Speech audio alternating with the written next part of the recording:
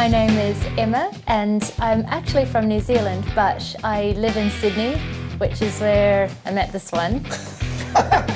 Make it sound like it's bad. Oh no, he's all right. My name's Craig. I'm from England, but also live in Sydney with this little rascal. Yeah.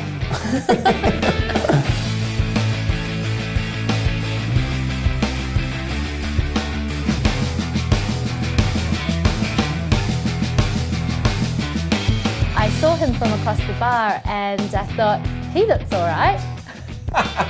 But when I went and chatted to him, he showed no sign of interest whatsoever. Playing hard to get, you know. So I never do this, but I actually went in for a cheeky kiss. Then he just kept hanging around. We've had the best time. Like, Yeah. It exceeded my expectations of how much fun it was going to be. It's probably one of the few places in the world you come and you're never bored. Even driving is really fun.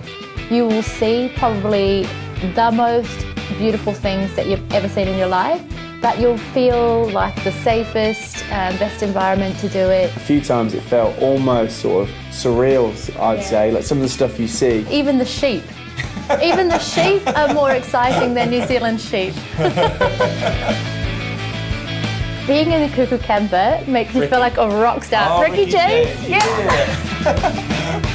Like you pull into a car park and literally everyone goes like this. and then I get out, open the back door, pull out the table. Oh yeah, didn't know you had one of those. Pull out the Bunsen burner. What would you like for dinner? It's got a magic pan. That pan, that fry pan that it has, it looks like nothing, right? It just looks like just a normal fry pan. You perform miracles. It is not. It is a magic fry pan.